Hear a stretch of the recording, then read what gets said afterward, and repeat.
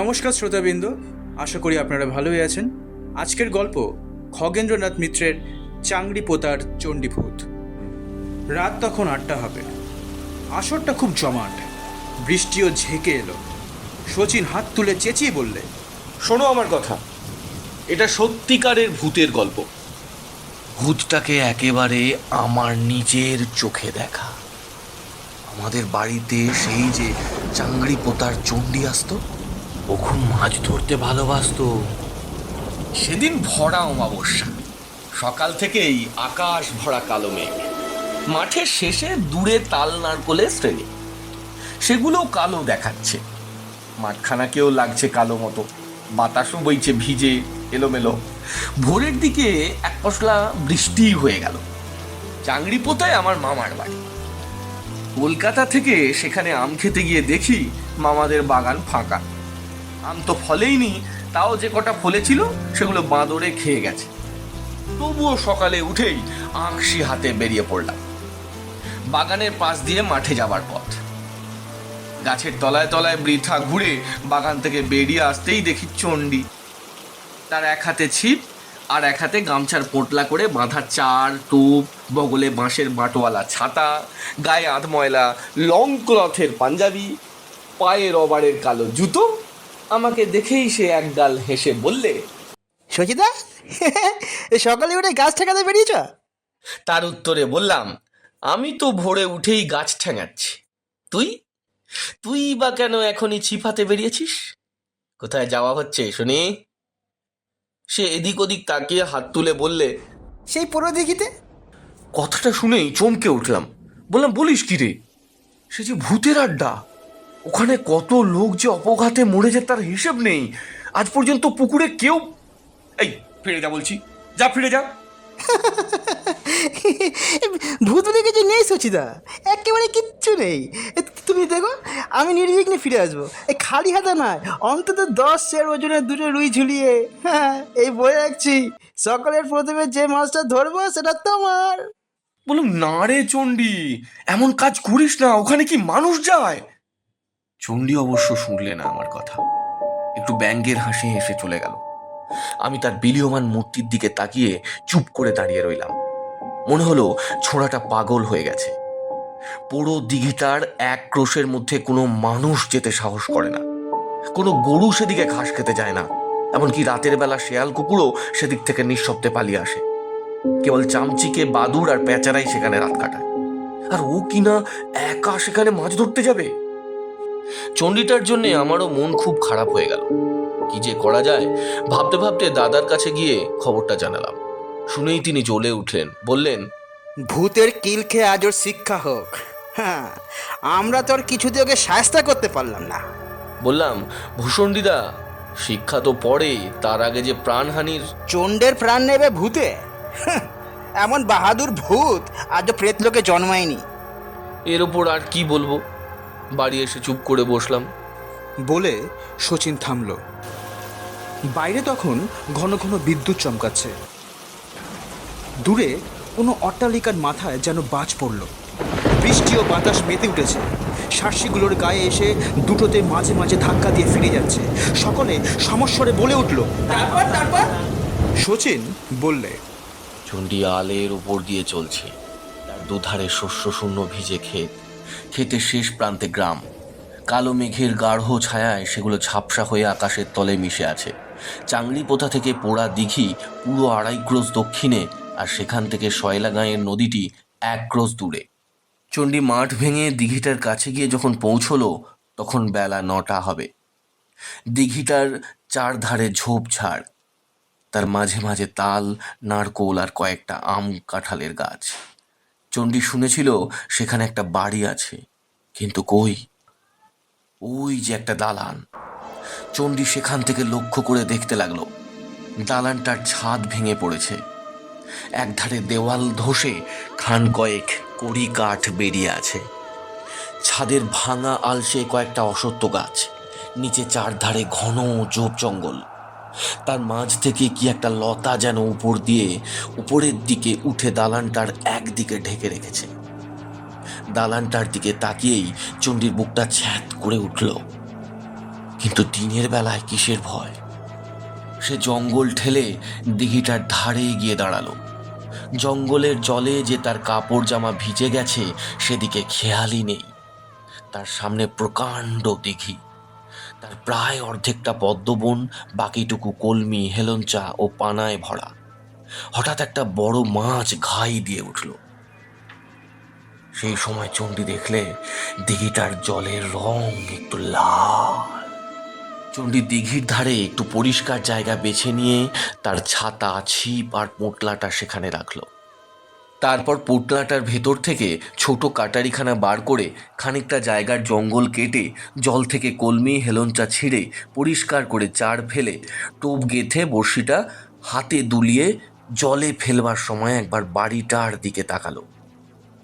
তারপর মনে হলো ডান দিকের ঘরখানার মধ্যে কে যেন সাদা কাপড় পরে দাঁড়িয়ে আছে, আর তার চোখ জোড়া আগুনের ফুলকির মতো জ্বলছে। দেখে চণ্ডীর বুকটা একটু কেঁপে উঠল। তবুও সে ভালো করে লক্ষ্য করতে লাগলো সত্যি সেখানে কেউ দাঁড়িয়ে আছে কিনা। মিনিট খানেক পরে আর কিছুই দেখতে পেল না। ওটা মনের ভুল ভেবে চণ্ডী ছিপ ফেলে খান কয়েক কচু আর ভাট পাতা বিছিয়ে তার উপর বসল।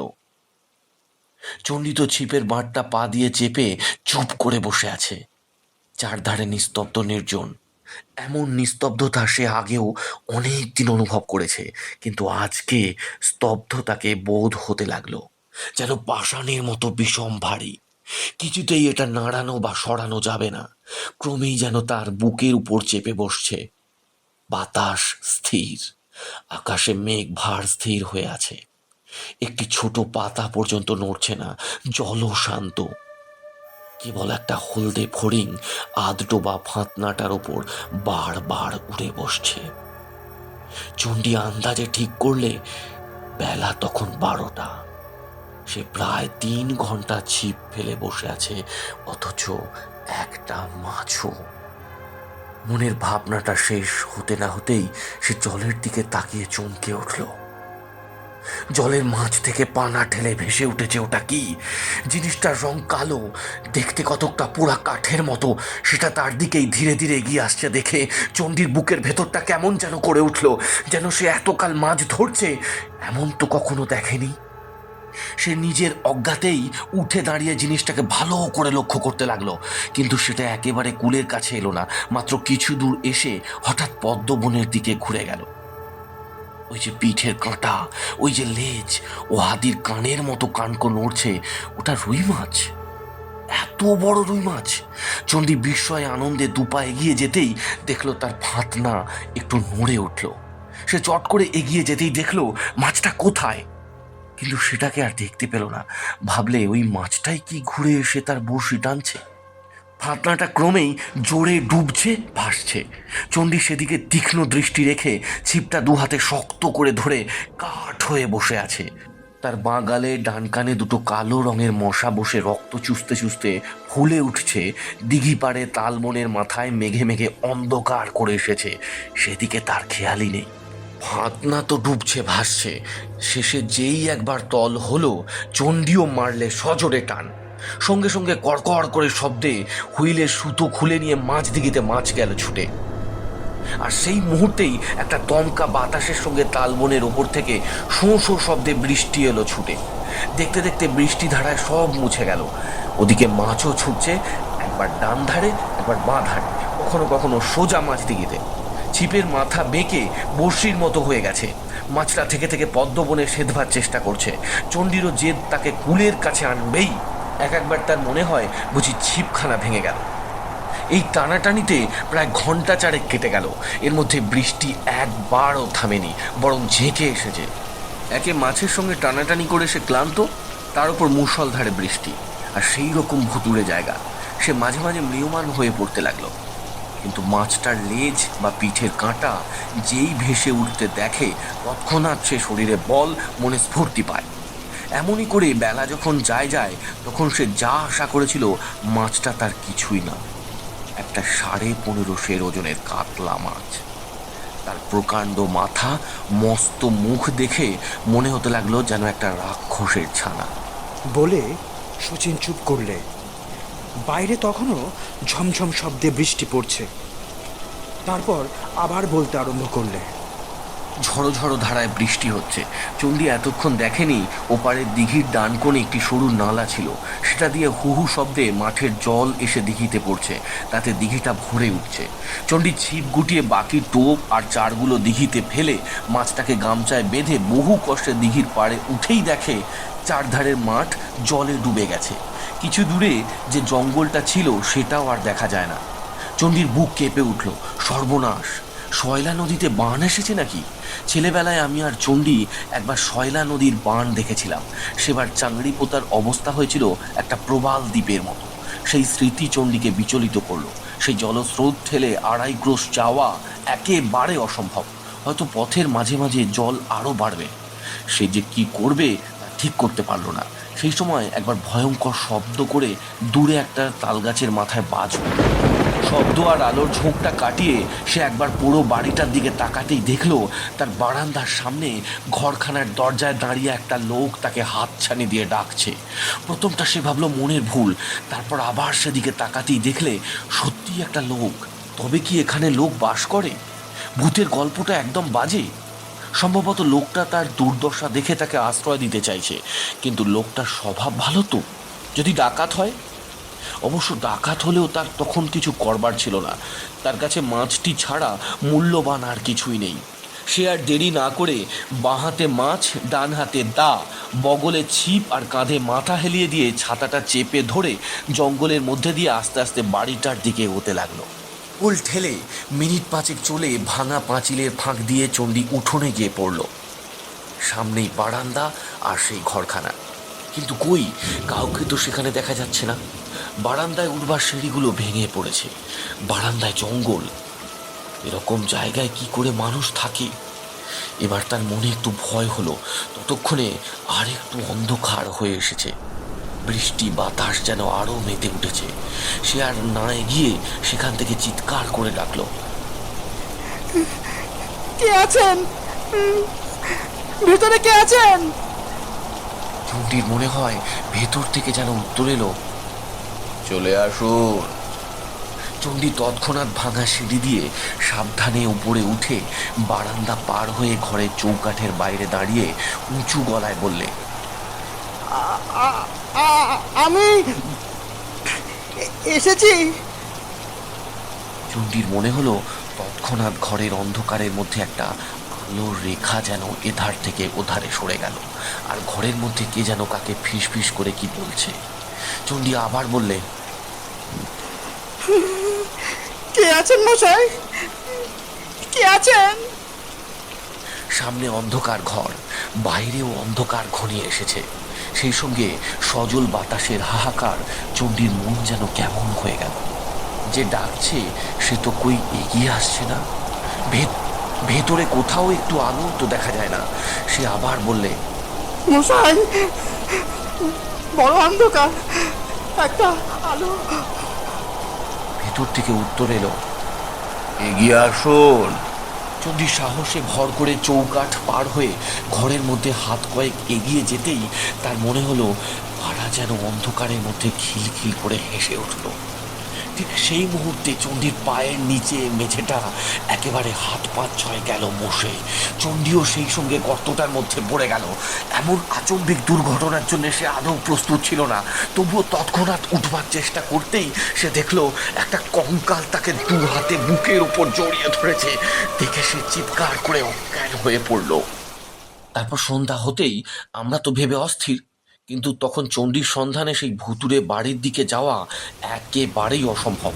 জলটা আবার বাড়ছে, তবুও সকলে আশা করতে লাগলাম চণ্ডী এলো বলে। কিন্তু ক্রমে রাত বেশি হতে লাগলো, তবুও চণ্ডীর দেখা নেই।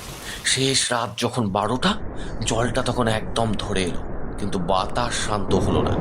সে চারধার থেকে বন্যার কল্লোল বয়ে পাগলের মতো গ্রামের শূন্য অন্ধকার পথ ঘুরে বেড়াতে লাগলো। আমরা আর কি করব? চণ্ডীর বৈঠকখানায় ফরাসের উপর বসে ভোরের প্রতীক্ষায় রইলাম।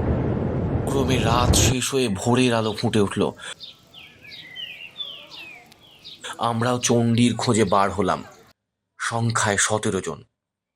চারধারে জল, যতদূর দেখা যায় জল ছাড়া আর কিছুই চোখে পড়ে না। তার উপর দিয়ে টর্পেডো বোটের মতো আমাদের 17খানা ডোঙা চলেছে। আমি জানতাম কোথায় চণ্ডীর খোঁজ পাওয়া যাবে, তাই সকলকে সেই দিঘির দিকে নিয়ে যেতে লাগলাম। স্রোত ঠেলে জল কেটে যখন সেখানে গিয়ে পৌঁছলাম, তখন মেঘের ফাঁক দিয়ে একটু রোদ বেরিয়েছে, আকাশ অনেকটা পরিষ্কার। কিন্তু সেখানকার দৃশ্য দেখে আমার বুক দমে গেল। এর মধ্যে চণ্ডীটাকে পাবো কোথায়? মনের ভাব গোপন করে সকলকে বললাম, ওই বাড়িটার ভেতর চণ্ডীর খোঁজ করা যাক, চল। সকলকে নিয়ে বাড়িটার দিকে এগোতে এগোতে পাঁচিলের কাছে গিয়ে হাঁক দিলাম, চণ্ডী আছো? চণ্ডী! চণ্ডীর দাদা ছিলেন আমার পিছনে, বললেন, একটা ঘুমানির শব্দ শোনা যাচ্ছে না? ওই শোনো, ওই ওই ওই ওই সকলে স্থির হয়ে দাঁড়িয়ে কান পেতে রইলাম। হ্যাঁ, ওই যেন মনে হচ্ছে সামনের ঘরখানার মধ্যে কে যেন গোঙাচ্ছে। বললাম, দাদা চলুন সকলে। আমি রইলাম সকলের আগেই উঠোন পার হয়ে বারান্দার কাছে পৌঁছলাম। এবার শব্দ আরো স্পষ্ট শোনা যেতে লাগলো। গোঙানির মাঝে মাঝে কে যেন কথা বললে না? চণ্ডীর দাদা বললেন, হ্যাঁ তাই তো, এ চণ্ডীর গলায় মনে হচ্ছে। চণ্ডী, চণ্ডী! কিন্তু সেটাকে আর কেউ সাড়া দিলেন না, আওয়াজও থামলো না। এতে রহস্যটা আরো ঘোর বলে বোধ হতে লাগলো। আমারও জেদ চাপলো, শেষ দেখতেই হবে। আমি ভাঙা সিঁড়ি দিয়ে বারান্দায় উঠে বারান্দাটা পার হয়ে ঘরখানার চৌকাঠের ধারে পৌঁছতেই কে যেন ভেতর থেকে বলে উঠল,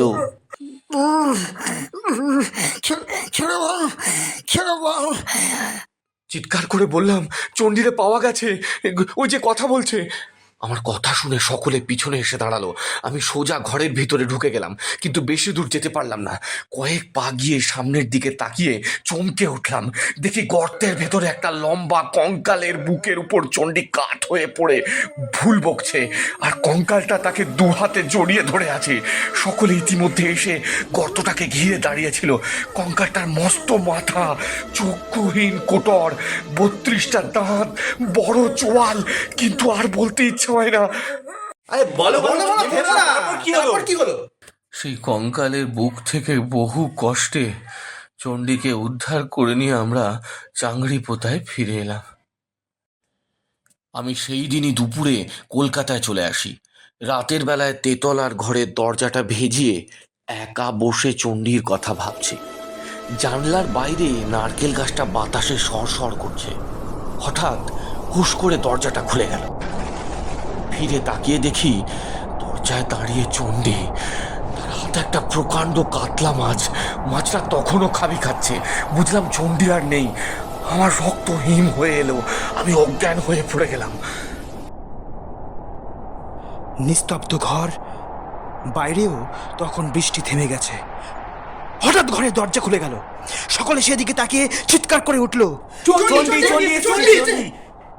চণ্ডী ঘরে ঢুকে আসে। সবাই থতমত। ওর মুখ চাচাই করছে। শচীন হঠাৎ বলে ওঠে,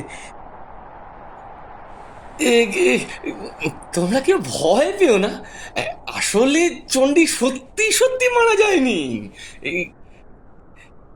সব শুনে তো চণ্ডী হা।